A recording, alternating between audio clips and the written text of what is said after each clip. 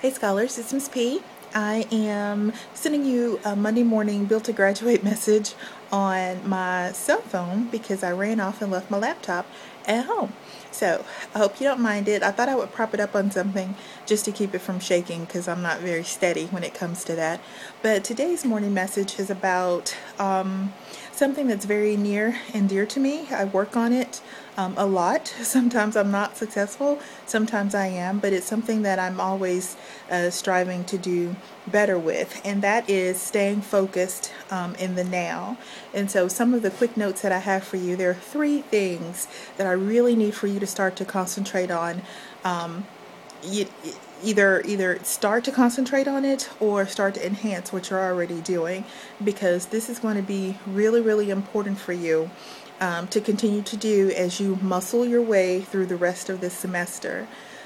You're looking at finals in the next couple of weeks, and some things are going to be trying their very best to challenge you. But I say, if you stay focused in the present and do all that you can to make each moment be the best that it can, then you will be successful. The first thing that I want you to do is, number 1, well, actually, let me tell you first. I've had 3 signs over this past week, over the past 7 days, in terms of what I wanted to share with you today. The first sign was I saw 3 young geniuses on Oprah's Life class. I won't get into that. I'll just tell you that that was a sign. The second one, I met a little old lady named Miss Doris coming out of my doctor's appointment. I'll tell you about her a little bit more later. And then I just flipped to a random page in the Don't Sweat Your Small Stuff. Remember, that's the series that I'm coming from to you right now with our Monday morning messages. And so those were my 3 signs, and all of those signs it points back to one thing, and that was forcing me, whether I wanted to or not, to focus on the now and being in the present.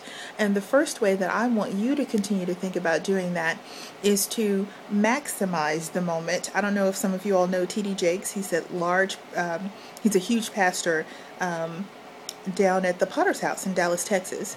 Anyway, he has written a book on maximize the moment, and basically the premise is that you just need to be the best that you possibly can be in each moment. It doesn't matter that you're being challenged by having to read 8 chapters in psychology, or go through clinicals, or student teach, or maintain, be in a small group in your engineering project, or you're under pressure to get, this biology lab done. It doesn't matter what it is that you're going through. What matters is that you're giving your best in the moment. There are always going to be distractions, interruptions, things maybe not going right, something, just not working out, okay, or someone. Okay, but you have to be that person. You have to have your mindset positioned in such a way where you will never, ever let anything get in the way of being present. You cannot harbor on what did not go right. You cannot think about the past, trying to move into your future. You have to be in the here and the now. The second one is, don't multitask. I have completely eliminated this from my life. Sometimes it tries to creep back in, but for the most part, it's out. It's gone. I'm only doing one thing. As I speak to you here right now, I am completely focused on you and what I want to share with you. I'm sorry I've gone over my 3 minutes, but this is really important for me.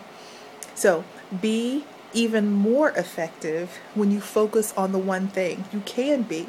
It is possible. You do not have to answer that cell phone when you are focused on getting that chapter done. You do not have to go back and forth through Facebook, giving yourself a mini break, giving an excuse to get on social media when you know you need to do something else, okay? The last one, and then I'll let you go, is I need for you to look for the best in every moment. Okay, even if it's something that you're being challenged by, maybe a professor won't respond. Maybe they responded with the information that you didn't want. Maybe someone didn't come through. Maybe you mishandle something and it came out weird, whatever the reason is, I need for you to look for the best in the moment. Little Miss Doris made me do that the other day. Why?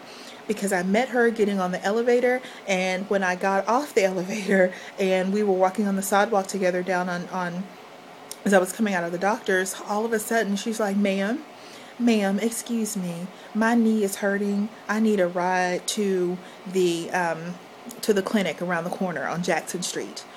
And it took me back a little bit because I was so focused on what I was going to do with my daughters at night, what was the next thing on my appointment. Darn, I was hungry. Let me go get something because I hadn't eaten in 12 hours and all that.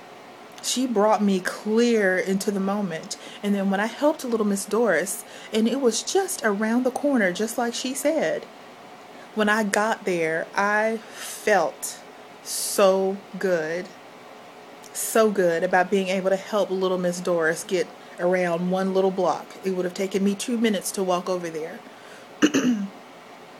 But Miss Doris made me come to the present. So that is my message for you on today, this Monday. I'm sorry that it's been twice as long as what I've promised, but I hope that it serves you. I hope it's blessed you in some way. And scholars, this is your time. This is your time. Let's end this semester with a bang. I know you can do it. Okay? To your massive success, Miss P.